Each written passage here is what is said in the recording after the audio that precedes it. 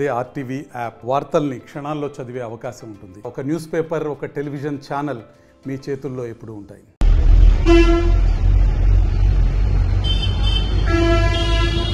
కొలుసు పార్థసారథి గారికి స్వాగతం పలుకుతున్నాం.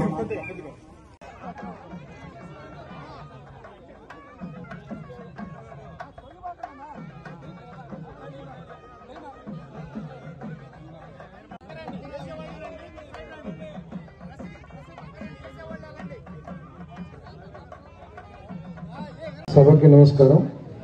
మరి మీ అందరికి తెలిసిందే, మీరందరి ఆశీర్వాదం మూలంగా చారిత్రాత్మకమైన విజయాన్ని తెలుగుదేశం పార్టీకి, జనసేన, బీజేపీల కూటమికి అందించారు. చరిత్రలో ఎప్పుడు కూడా ఊహించలేదు. కానీ ఆ విజయాన్ని మేమందరం కూడా మేమేదో మా గొప్పతనంతో మేము గెలిచాం, మాకున్న ఆకర్షణ శక్తితో గెలిచామని చెప్పేసి చంద్రబాబు నాయుడు గారు కానీ, పవన్ కళ్యాణ్ గారు కానీ, లోకేష్ గారు కానీ అనుకోవట్లా. దాన్ని చాలా పెద్ద బాధ్యతగా భావించి చాలా పెద్ద బాధ్యత పెట్టారు మా మీద. గొప్ప విజయాన్ని ఈ తెలుగు ప్రజలందరూ కూడా మాకు అందించి పెద్ద బాధ్యతను పెట్టారని చెప్పేసి అహర్నిశలు కూడా, ముఖ్యంగా చంద్రబాబు నాయుడు గారు నిద్ర లేని రాత్రులు గడుపుతూ ఈ రాష్ట్రాన్ని ఏ విధంగా పట్టాలెక్కించాలి అని చెప్పేసి ఎక్కించడానికి ప్రయత్నం చేస్తానని చెప్పేసి మనం చేస్తాను. ఎందుకంటానంటే ఈరోజు ప్రస్తుతం మన రాష్ట్ర పరిస్థితి ఏమిటంటే, అత్యంత ఇందాక ఆ మామగారు బాధపడుతుందే, ₹1,00,000 ఇల్లు అమ్మేసి నా కూతురికి ఏదో వైద్యం చేయించి ఇప్పుడు ఏమీ లేవని. మన రాష్ట్ర పరిస్థితి కూడా, ఆర్థిక పరిస్థితి అంత దిగజారిపోయిందని చెప్పేసి మేము దగ్గరికి మనం చేస్తాము. చుట్టూతో అప్పులు తప్పితే, సరే అప్పులు చేస్తాం కూడా తప్పని నేను చెప్పడానికి ప్రయత్నం చేయను. అప్పులు చేయొచ్చు. అప్పులు చేసిన ప్రతి పైసాని కూడా దేనికోసమైతే అప్పులు చేసామో దానికే వినియోగించాలి తప్పితే ఇష్టం వచ్చిన రీతిలో డబ్బులు వాడకూడదని చెప్పేసి మనం చేస్తాను. గత ప్రభుత్వం క్రమశిక్షణ రాహిత్యంతో, ఇండిసిప్లిన్గా ఆర్థిక వ్యవస్థని చిన్నాభిన్నం చేసేసి నిధులు ఎందుకు తీసుకొచ్చారో, దేనికి ఖర్చు పెట్టారో లెక్కపత్రం లేకుండా ఖర్చు పెట్టడం మూలంగా ఈరోజు మనకు మిగిలింది కేవలం అప్పులే అని చెప్పేసి అందరికీ మనం చేస్తాను. చేనేత సోదరులు ఎప్పుడు రాజకీయ నాయకులు ఎవరు మాట్లాడినా కూడా బలహీన వర్గాలు, దళితులు అని మాట్లాడుతూ ఉంటారు. కానీ దురదృష్టం ఏంటో కానీ ఆ సమస్యలు ఆ విధంగానే కొనసాగుతున్నాయి తప్పితే ఎక్కడ కూడా ఆ సమస్యలకు ఫుల్ స్టాప్ పడే పరిస్థితికి రావట్లా. అరగాలో మీరందరూ కూడా మగ్గాలు నేసి చేతులు గూళ్ళు పోతున్నాయి తప్పితే దానికి ఒక పర్మనెంట్ సొల్యూషన్ అనేది రావట్లేదు. ఒకప్పుడు మన దేశ ప్రతిష్టని ఇనుమడింపు చేసిన వాళ్ళు చేనేత కార్మికులు.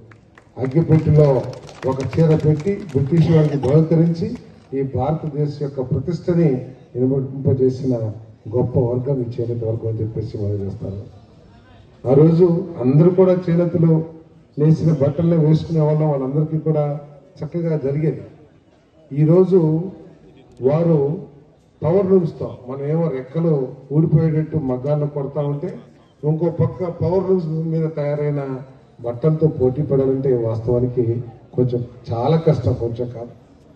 వారితో పోటీ పడుతూ ఆదాయాలను పెంచుకోలేక అనేక ఇబ్బందులు పడుతున్న పరిస్థితుల్లో ఇందాక పెద్దలు ఎవరు చెప్తా ఉన్నారు, తప్పకోకుండా ప్రభుత్వం దృష్టికి ఏదైతే ఈ చేనేతల సమస్యలు ఉన్నాయో వాటిని తప్పుకోకుండా మేమందరం కూడా కలిసి ముఖ్యమంత్రి గారి దృష్టికి తీసుకెళ్లి ఏ మేరకు చేయగలమో తప్పకుండా చేస్తామని చెప్పేసి కూడా నేను ఈ సందర్భంగా మీ అందరికీ తెలియజేస్తా ఉన్నాను. కాలంలోనే దాదాపు 3-4 లక్షల కోట్ల పెట్టుబడులు తీసుకొచ్చి దాదాపు కొన్ని లక్షల మందికి ఉద్యోగ అవకాశాలు కల్పించే పరిస్థితులు తీసుకొచ్చారని చెప్పేసి మనం చేస్తాం. ఆయన లక్ష్యం ఒకటే, ఈ 5 సంవత్సరాల్లో 20 లక్షల మందికి ఉద్యోగ అవకాశాలు కల్పించాలి రాష్ట్రంలో.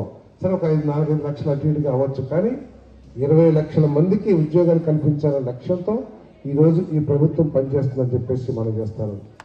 మనం ఇంజనీరింగ్ చదవగానే మనకు ఉద్యోగాలు రావు. మనం చదువుకున్న చదువు నిజంగా మన జీవితంలో పూర్తిగా ఉపయోగపడదు. మనం నిజంగా ఉపయోగపడాలంటే మనం కొన్ని నైపుణ్యాలు నేర్చుకోవాలి. ఒక ఫ్యాక్టరీ పెడతాను, ఇక్కడ వెళ్ళిపోయి ఇంజనీరింగ్ చదవగానే ఆ ఫ్యాక్టరీలో పనిచేయగలరా? లేదు కదా. లేదు, మనం ఆటోమొబైల్ ఇంజనీరింగ్ చదువుతాం, ఆటోమొబైల్ ఇంజనీరింగ్ చదవగలగానే కారు నడిపేస్తామా, లేదా ఇంజిన్ ఇప్పేస్తామా? లేదు. మనం నైపుణ్యం నేర్చుకోవాలి. ఆ నైపుణ్యాన్ని నేర్పించడానికి ప్రతి నియోజకవర్గంలో కూడా ఒక నైపుణ్యం కాలేజీని ఒకటి ఏర్పాటు చేయాలని చెప్పేసి మన ముఖ్యమంత్రి గారు చర్యలు తీసుకుంటారని చెప్పేసి మీకు మనం చేస్తామని నేను. మరిన్ని వీడియోస్ కోసం ఛానల్ ని సబ్స్క్రైబ్ చేయండి. లేటెస్ట్ అప్డేట్స్ కోసం వాట్సాప్ ఛానల్ ని ఫాలో అవ్వండి. ఆ లింక్ డిస్క్రిప్షన్ లో ఉంది.